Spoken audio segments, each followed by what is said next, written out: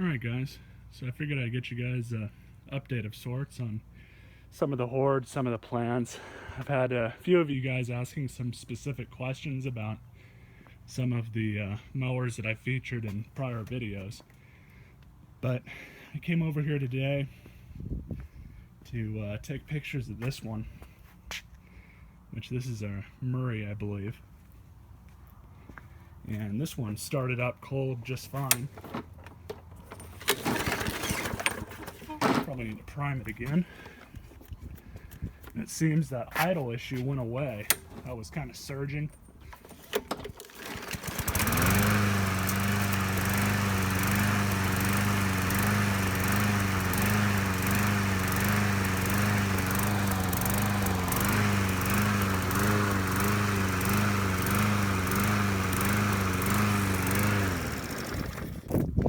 But I started this thing up and it looks like it's out of gas, so we'll have to throw some gas in her. That's probably why it's not running right now. Running fine now. Just threw some gas in her, like I was saying. I started it up and ran fine. So it looks like there's probably a little bit of leakage going on. Might be leaking out of the tube that goes to the carburetor. Pretty typical, but it's an easy fix. So I just need to deal with that, throw some gas in her and clean her up, take some pictures, and this one's pretty much ready for sale. I should at least get about 120 for it. Might get 140, but I really don't know how the market is right now. So I'll kind of have to figure that out and play it by ear and see how it goes.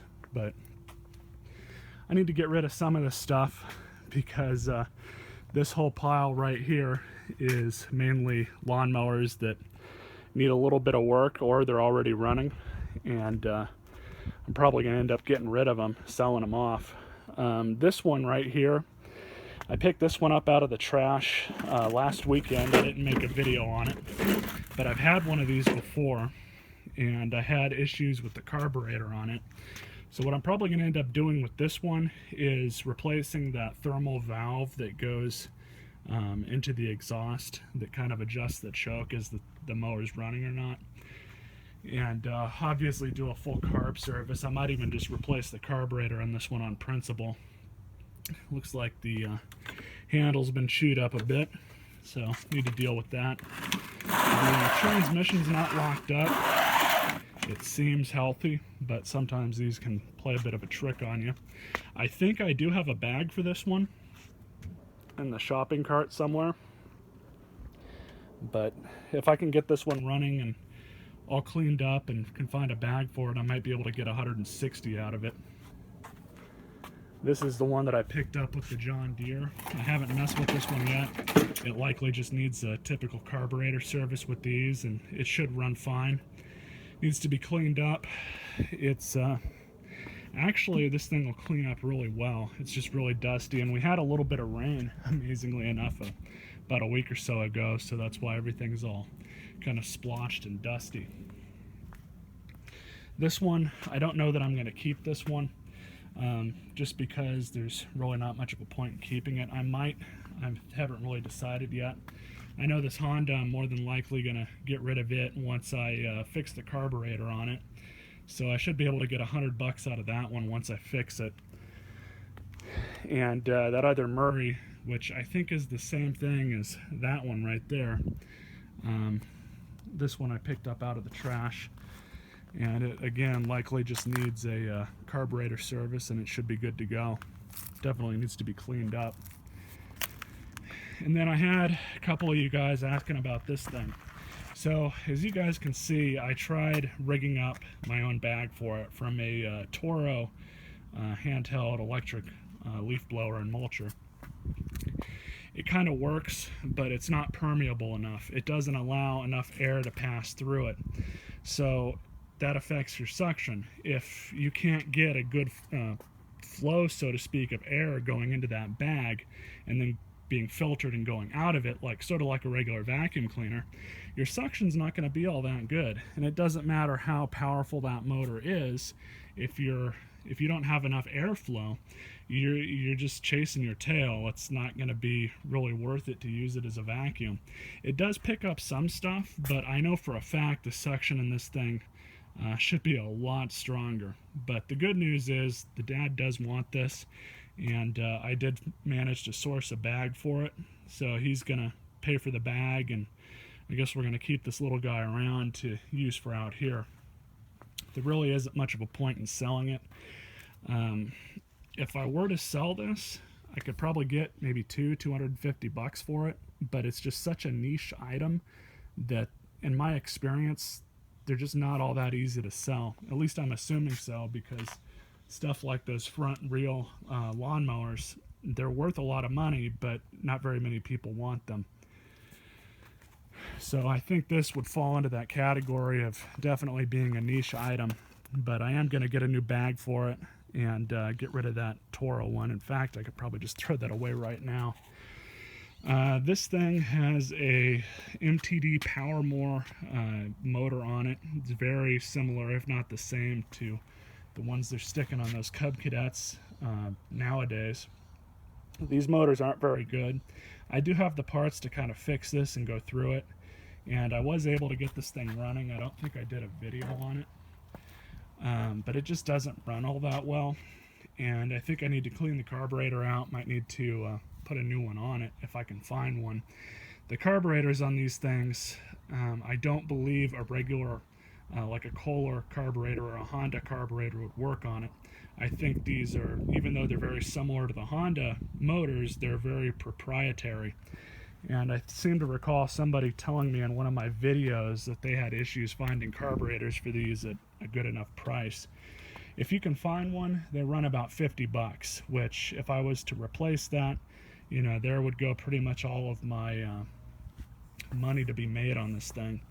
And honestly, I've got probably another motor over there, a Briggs, that I could stick on this thing, and this one's got the bag with it, and that'd be a lot cheaper of a way to go. So that's the way I'm probably going to do it. But this whole kind of pile right here is all the mowers that I know need a little bit of work and should be fairly quick to turn. These are going to be the top priority to get out of here. These are kind of second, as well as this John Deere. I am probably going to sell this thing once I get it going. It is going to need a full tune-up, which I'm going to give it to it anyways. It's going to need pretty much a full cleaning. The motor in it's good.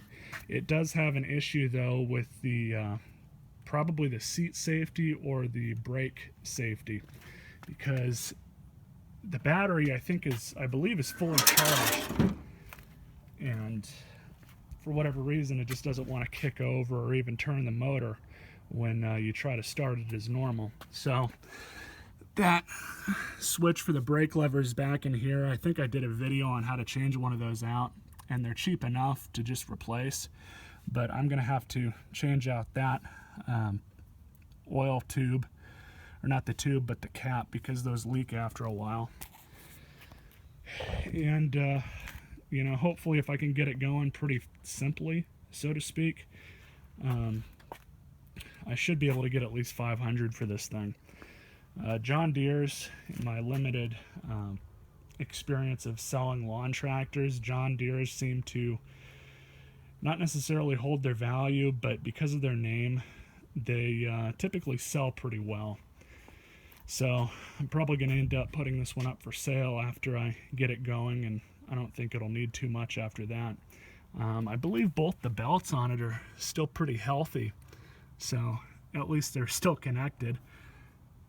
But I'm going to take the deck off and clean it up and grease the spindles and do everything I need to do to get this thing running. So I've got some of the older Briggs stuff that I need to kind of decide what I'm going to do with. This one, I believe it has compression, but I'm probably just going to pull the motor off of that and use it on something else. This thing I'm going to more than likely just throw away. I want to make my own pressure washer someday. I haven't gotten around to that. This thing, I don't think I'm going to keep that motor.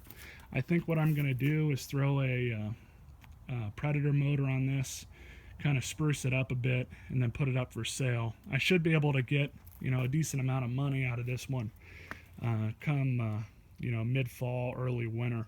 So that's probably what I'm going to save that for.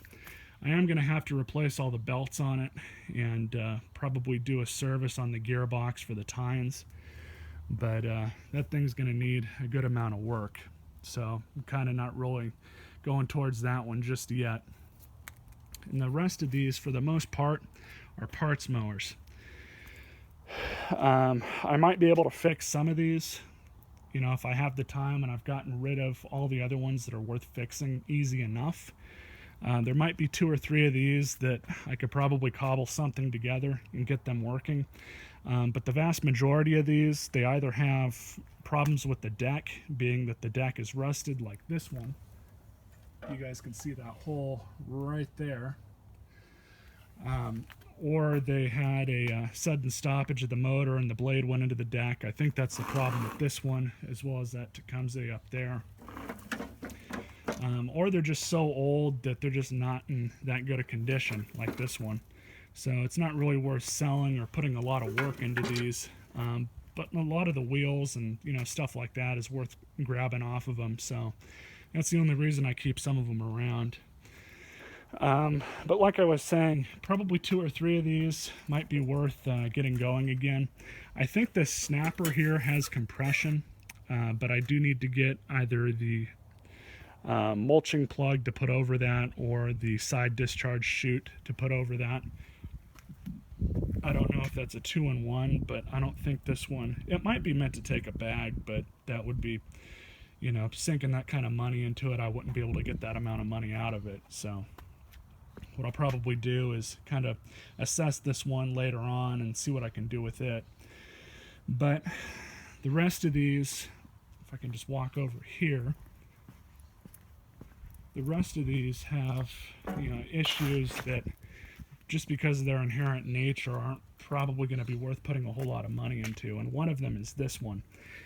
It's got 2 wheels that need to be replaced. The bearings on those are probably still good, but, you know, just because they're plastic wheels, they just basically destroy themselves over time. This is how I picked it up. But the transmission's locked up on this one. It doesn't want to move at all. But that motor, there is some good parts on it. I think I robbed the carburetor off this one, but I can't remember. Or I might have picked it up like that. I don't remember. This one, I think the transmission's okay on this one. No, it's not. It's locked up.